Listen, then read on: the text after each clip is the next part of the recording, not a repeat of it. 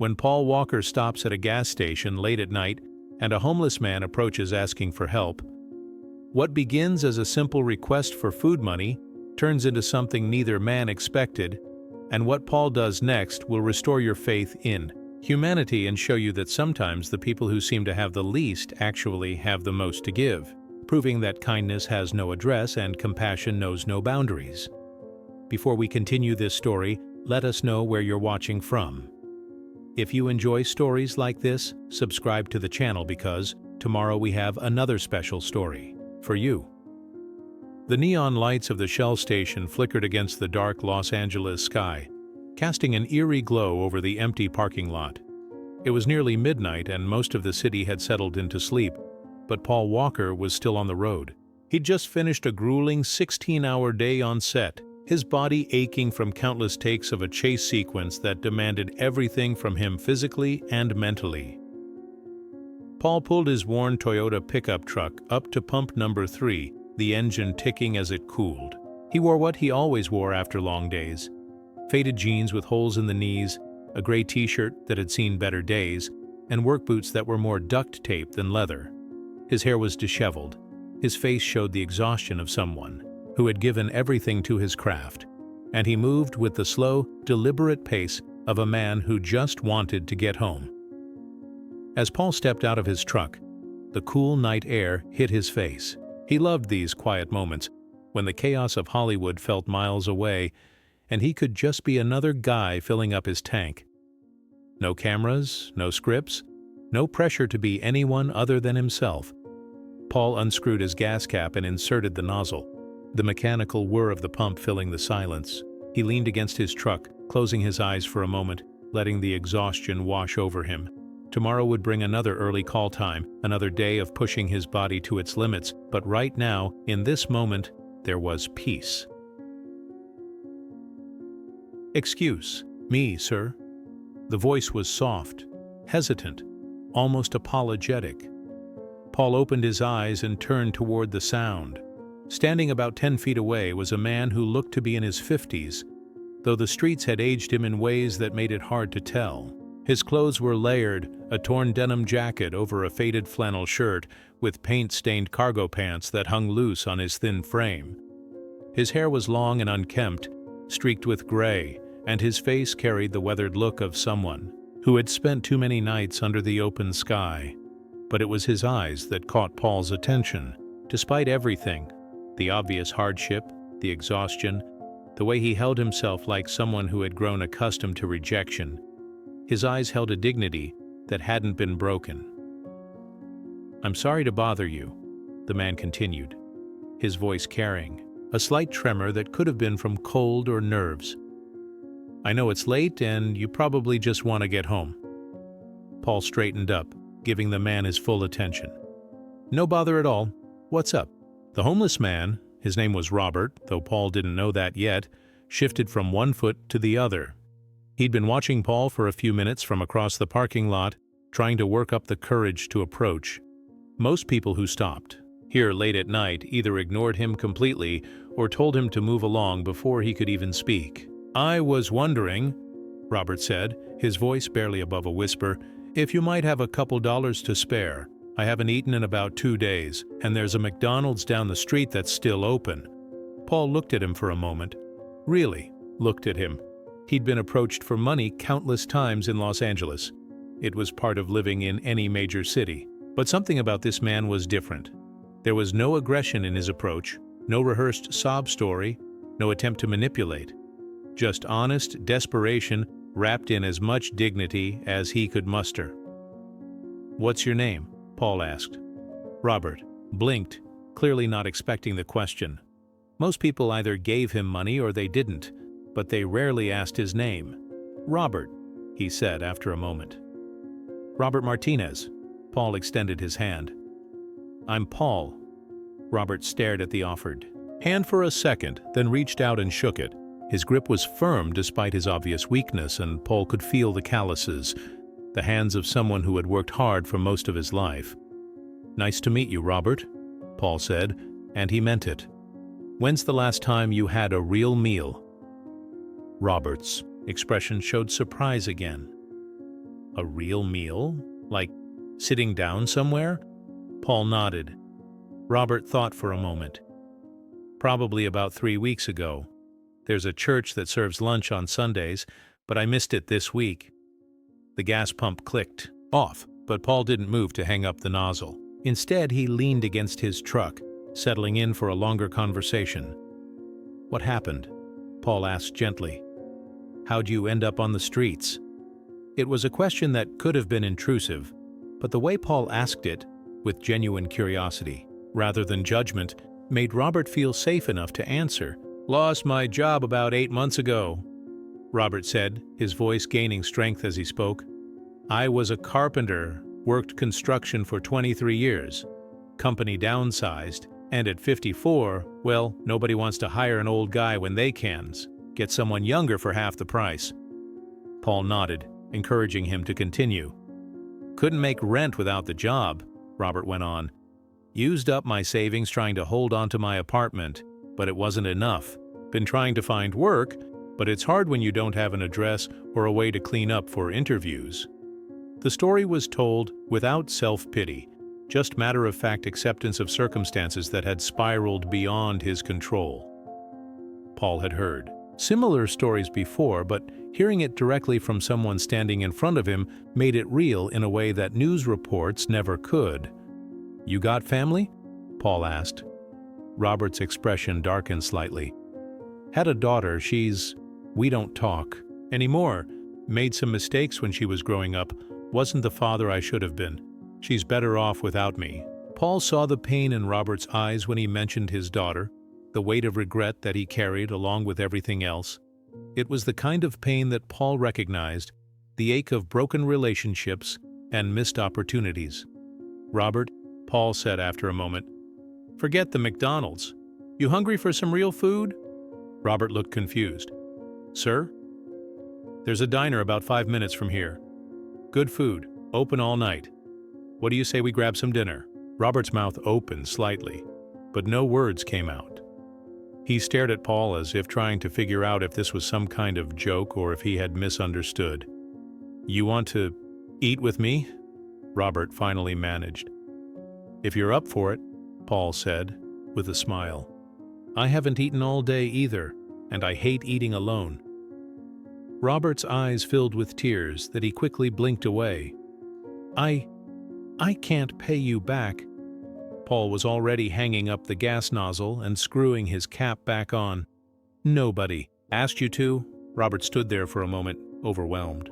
It had been so long since someone had treated him like a human being, like someone worth sharing a meal with, that he'd almost forgotten what it felt like. "Come on," Paul said, walking toward the driver's side of his truck. "You can tell me more about carpentry. I've always wanted to learn how to build things with my hands." The drive to the diner was quiet, but it was a comfortable silence. Robert sat in the passenger seat, looking out the window at the city lights, still not quite believing this was happening. Paul drove with the radio low, occasionally glancing over at his passenger, thinking about how easily their roles could have been reversed with just a few different life choices. Mel's all-night diner was the kind of place that existed in every city. Fluorescent lights, cracked vinyl booths, and the smell of bacon grease that had soaked into the walls over decades. The waitress, a woman in her 60s named Betty, looked up as they entered.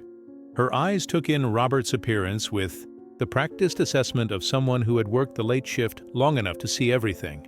"2 for dinner?" she asked Paul, her tone neutral but not unkind. "Yes, ma'am," Paul replied. "Could we get a booth, please?" Betty grabbed 2 menus and led them to a corner booth. As they slid into the worn seats, Robert continued to look around, as if he couldn't quite believe he was there. "Order whatever you want," Paul said, opening his menu. "I'm buying." Robert opened his menu with hands that trembled slightly. The prices, which were modest by most standards, might as well have been astronomical from his perspective. He hadn't seen this much food described in one place for months. When Betty returned with water glasses, Paul ordered first. "I'll have the meatloaf special with mashed potatoes and green beans. And coffee, please." Betty turned to Robert, pen poised over her order pad. He looked overwhelmed by the choices. The burger, Robert said quietly. Just a plain burger. Paul looked at him. Robert, you said you haven't eaten a real meal in 3 weeks. One burger isn't going to cut it. He turned to Betty. Bring him the turkey dinner, the full one with all the sides, and a slice of whatever pie you've got, and orange juice. Betty nodded and headed back to the kitchen. Robert stared at Paul, across the table. Why are you doing this? Robert asked, his voice filled with genuine confusion. Paul took a sip of water, considering the quest. Ion. Honestly? Because you asked. Most people, they walk by, they avoid eye contact, they pretend not to see. But you asked, and you did it with respect. That takes courage. Robert shook his head. I was just hungry. No, Paul said firmly. You were hungry, but you were also polite about it. You didn't demand anything, didn't get aggressive when someone might have said no. You treated me like a human being, so I'm treating you like one. They talked while they waited for their food. Robert told Paul about his work, about the houses he'd helped build, the satisfaction of creating something with his hands that would shelter families for generations. Paul found himself genuinely fascinated by the craft, asking questions about joinery and foundation work, about the difference between building something quick and building something to last. Most people today, they want everything fast and cheap, Robert said, his voice gaining strength as he talked about something he loved. But my father, he taught me to build things right. He used to say, a house isn't just walls and a roof, it's someone's life. You build it like it matters. Paul nodded. Sounds like a wise man. He was, Robert said quietly. Wish I'd listened to him about more than just carpentry. When their food arrived, Robert stared at his plate for a long moment. The turkey was perfectly cooked, surrounded by stuffing, mashed potatoes, cranberry sauce, and green beans. It looked like Thanksgiving dinner, and to Robert, it might as well have been. Go ahead, Paul said gently. Eat. Robert took his first bite slowly, closing his eyes as he chewed. Paul could see him fighting back tears. Good? Paul asked. Robert nodded, unable to speak for a moment. When he finally found his voice, it was thick with emotion. I'd forgotten what real food tastes like. They ate in comfortable silence for a while. Paul watched as Robert savored every bite, eating slowly as if he wanted to make it last forever. It reminded Paul of something his own father had once said about appreciating what you have while you have it. Can I ask you something? Paul said as Robert was finishing his turkey. Sure. Your daughter. What's her name? Robert's fork paused halfway to his mouth. Sarah Martinez. You said you made mistakes. What kind of mistakes? Robert set down his fork and leaned back in the booth. The kind that matter. I was working all the time when she was little, trying to provide for my family but missing everything that actually mattered. Her first steps, school plays, birthdays. I thought being a good father meant bringing home a paycheck. Paul listened without judgment. When her mother and I divorced, Sarah was 12, Robert continued. I got weekend visits, but I didn't know how to connect with her. I'd pick her up and we'd sit in silence, both of us uncomfortable. Eventually, she stopped wanting to see me at all. When's the last time you talked to her? Robert was quiet for a long moment. 4 years ago, she graduated college. Communications degree, full scholarship. I showed up uninvited to the ceremony because I was so proud of her. When she saw me there, she just looked embarrassed, like I was this reminder of everything she wanted to leave behind. Paul felt the weight of Robert's regret. What did you say to her? Congratulations. That was it. She said thank you and walked away. I realized that day that I had lost the right to be proud of her. I hadn't earned it. They sat in silence for a moment. Betty came by and refilled their coffee cups. You know, Paul said finally, people change. People grow. Maybe she's changed, too. Robert shook his head. She's better off without me. I'm homeless, Paul. I've got nothing to offer her except more disappointment. Paul leaned forward. You think the only thing you have to offer is money or success? Robert looked confused. Robert, in the last hour, you've told me about building houses that last. about the importance of doing things right, about the value of hard work and treating people with respect. You think those lessons have no value? Robert considered this. Maybe, Paul continued. She doesn't need you to be successful. Maybe she just needs you to be her father. When they finished eating, Paul paid the check and they walked back to his truck. The night air felt cooler now, and Robert pulled his jacket tighter around himself. "Where are you staying?" Paul asked. Robert shrugged. "There's a doorway behind the grocery store about 6 blocks from here. It's out of the wind." Paul looked at him for a long moment, then pulled out his wallet. He counted out several $100 bills and handed them to Robert. Robert stared at the money, then looked up at Paul. "I can't take this." "It's not charity," Paul said firmly. "It's an investment." "In what?" "In you getting back on your feet. Getting cleaned up, getting some decent clothes, maybe finding a place to stay for a few days while you look for work." Robert's hands shook as he held the money. "What if I disappoint you? What if I spend this on something stupid?" Paul smiled. "Then you disappoint me. But I don't think you will." "How can you be sure?" "Because," Paul said, "you're not the same man who made mistakes 20 years ago. You're the man who asked politely for help when he was desperate. You're the man who ate dinner with a stranger and talked about building things that last. That's not the behavior of someone who's given up on himself." Robert looked down at the money again, then back at Paul. "Why are you really doing this?" Paul was quiet for a moment, thinking. "You want the honest answer?" Robert nodded. "Because I've been in dark places too. Different dark places, but dark all the same. And someone was kind to me when I needed it most. This is just passing it forward." Paul drove Robert back to the gas station where they'd met. As Robert got out of the truck, he turned back. "Paul, I don't even know your last name, but I'll never forget this." "Never," Paul smiled. "Just promise me something. Anything. Promise me you'll call your daughter." Robert's expression showed fear. "What if she hangs up on me?" "Then at least you tried. At least she'll know you're thinking about her." Robert nodded slowly. "I promise." Paul watched as Robert walked away into the night, the money safely tucked in his pocket. As he drove home, Paul thought about second chances, about the thin line between having everything and having nothing, and about how sometimes the most important thing you can give someone isn't money. It's the reminder that they matter. 3 weeks later, Paul was at the same gas station, filling up his truck after another long day. It was earlier this time, just after sunset, and the station was busier. "Paul!" He turned to see a man approaching him, and it took him a moment to recognize Robert. He was clean-shaven, his hair was cut and combed, and he wore clean jeans and a button-down shirt. He looked like a completely different person. "Robert," Paul said, grinning. "Man, you look great." Robert beamed.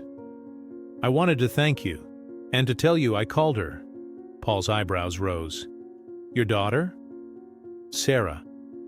I called her 3 days after. We had dinner. You were right. She didn't hang up on me." "What did she say?" Robert's eyes filled with tears, but they were good tears this time. "She said she'd been hoping I would call. She said she'd been worried about me for years, but didn't know how to reach out." Paul felt his own throat tighten with emotion. "That's incredible." "We're having coffee tomorrow," Robert said. "Our first real conversation in 4 years. And Paul, I got a job." "No kidding." Robert nodded proudly. "Small construction company. The owner needed someone with experience, and when I showed up clean and sober with references from my old jobs, he hired me on the spot. It's not much, but it's honest work." Paul shook Robert's hand, feeling the same firm grip as before, but now it belonged to a man who had hope again. "There's something else," Robert said, reaching into his pocket. He pulled out a small wooden box, handcrafted and beautiful. "I made this for you. It's not much, but..."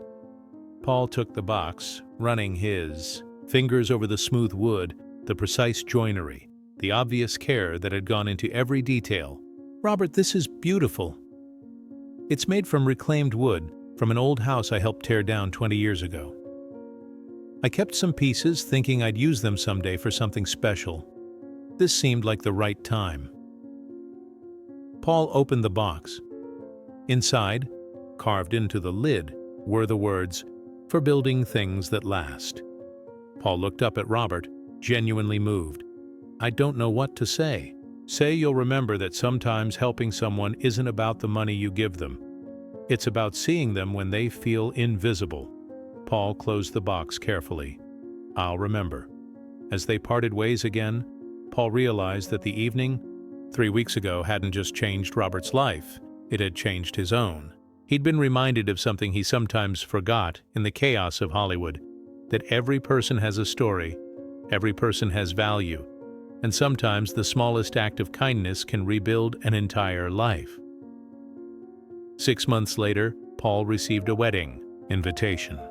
Sarah Martinez was getting married, and at the bottom, in handwriting he recognized, was a note. "I wouldn't have been able to walk her down the aisle without you.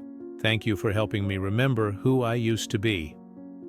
"Robert," Paul smiled, thinking about Robert's words, "for building things that last. Some things you build with wooden nails, others you build with time and second chances, and the courage to see someone's worth when they've forgotten it themselves.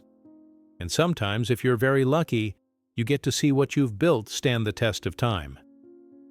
The wooden box sat on Paul's dresser, a daily reminder that everyone deserves to be seen, everyone deserves a chance to rebuild, and everyone has something valuable to offer, even when they can't see it themselves. Because in the end, the most important construction project isn't the house you build or the car you drive. It's the life you help someone else rebuild when they've lost the blueprints for hope.